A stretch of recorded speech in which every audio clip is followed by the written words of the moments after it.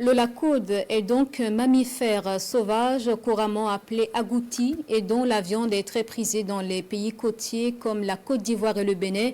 L'élevage de cet animal requiert un climat très particulier, bien différent de celui du Burkina, mais des jeunes à Kupela ont quand même réussi à maintenir l'activité d'élevage de cet animal, l'agouti donc ou le lacode, pendant plusieurs années. Zoom avec Aimé Douamba et Nicolas Sorgo.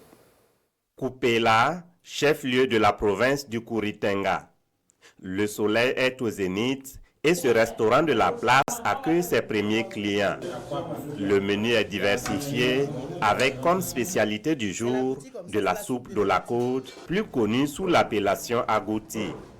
Un plat rare sous nos cieux et qui suscite notre curiosité. Non, on n'a plus besoin d'aller en Côte d'Ivoire, on n'a plus besoin d'aller ailleurs. L'agouti se trouve à Kupela ici. Chaque fois, j'ai l'agouti. C'est ici, dans cette ferme de fortune, située en plein cœur de la ville, que Fidel Kima et Fawaz Lania développent leur projet d'élevage de lacode. Comme moi, je suis né au Burkina, mais la famille réside au Bénin. Donc, j'allais dire que je suis devenu d'ailleurs burkinabé 100%. Donc, on a pensé ensemble à installer cet élevage-là ici. On a d'abord commencé avec un trio, c'est-à-dire 2 femelles et puis un mâle. Voilà, donc, et avec le temps, on a essayé d'agrandir. L'accès à la ferme est conditionné par un certain nombre de mesures hygiéniques. 2 maisonnettes compartimentées servent d'habitat aux zoolacodes. Pour obtenir une température ambiante à l'interne, nos zoolacodiculteurs font recours à une expertise locale. Quand vous regardez déjà le toit, vous allez voir qu'on a fait ça en paille. Et couvrir ça maintenant en haut, en période de pluie, on l'a couvert de sachets et l'eau n'accède pas à l'intérieur.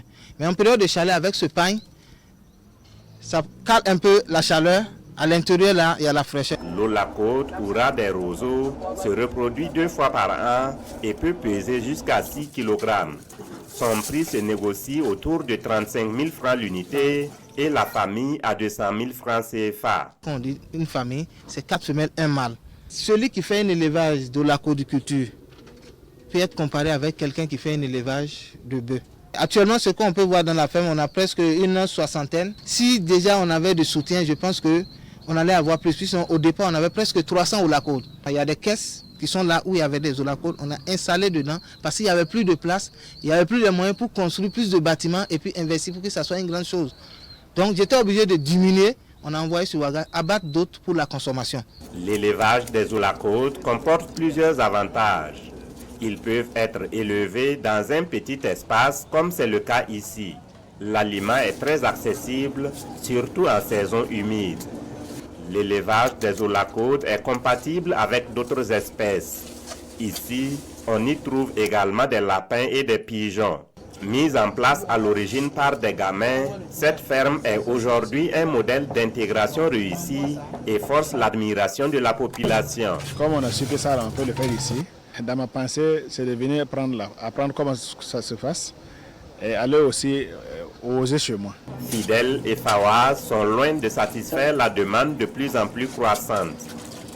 Ils réfléchissent à la mise en place d'une coopérative en vue de vulgariser ce secteur.